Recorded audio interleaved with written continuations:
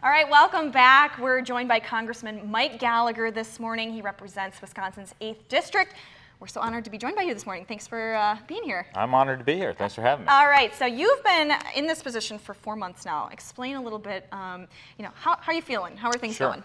Well, it's a huge honor to represent Northeast Wisconsin in Congress. It's a particularly exciting time, albeit hectic time, to be in Washington, D.C., just in light of the scope of challenges we face, both at home and abroad, and in light of the number of problems that need fixing. And so I certainly feel a sense of urgency.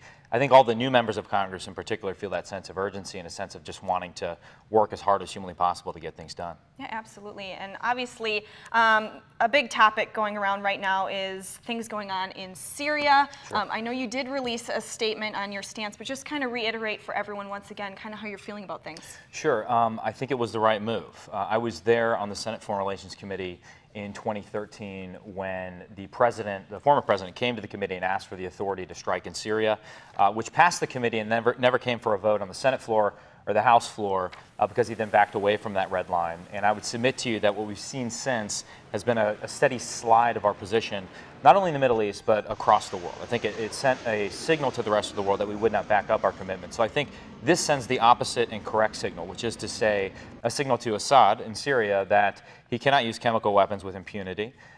It sends a signal to the Russians that they cannot continue to support Assad and challenge our interests throughout the Middle East and throughout the world.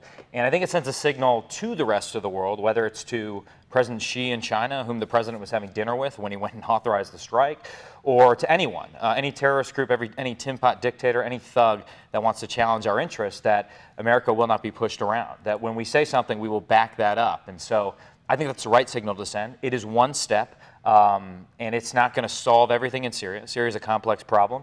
It's a black hole in many ways, sucking the rest of the region into its wake. But we have to get tougher, and we have to be engaged. Otherwise, it's going to grow and grow as a problem until it threatens our own homeland, which I would submit it already is threatening our own homeland. We've never seen what we're seeing in western Iraq and eastern Syria in terms of the level of foreign fighters and a terrorist state being built and carved out in the heart of the Middle East. All right. Well, you are introducing some legislation, Global War on Terror Memorial. Can you explain kind of what that is? Sure. I mean, does it have any relation to what we're talking about?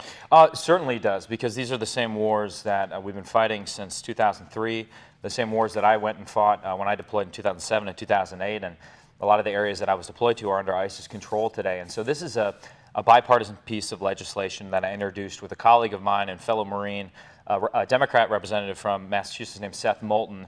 And the idea was to get the process for a memorial for those who have fought and died and been wounded in the global war on terrorism started now. It would have no impact on federal spending. It would all be private money. We would just authorize it.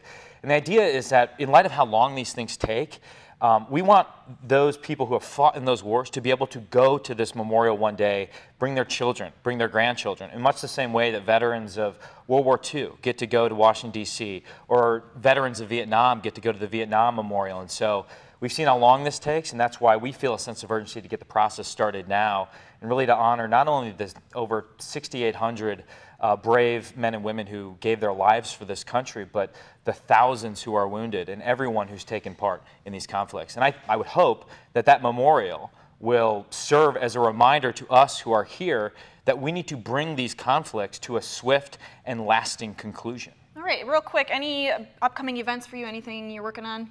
Sure, yeah, we're going to be, we're in recess for 2 weeks right now, which let me just say, we should not be in recess. I mean, in my opinion, the fact that Congress has given itself a 2-week vacation after having gotten nothing done is shameful. And what other job would you give yourself a 2-week vacation when you failed to do that job? Last year, Congress only worked 55 legislative days, and that's why I introduced a piece of legislation called the Do Your Job Act, which basically says Congress would not be allowed to break unless it fully funds the government and returns to regular order, doing authorizations and appropriations, because I just believe that, like a welder up in Marinette or anyone that goes to work here in Green Bay, if you do not do your job, you should not get paid to do that job. All right, well, it's so nice spending time with you this morning. We really appreciate you coming in. Thanks for having me. And we'll be right back.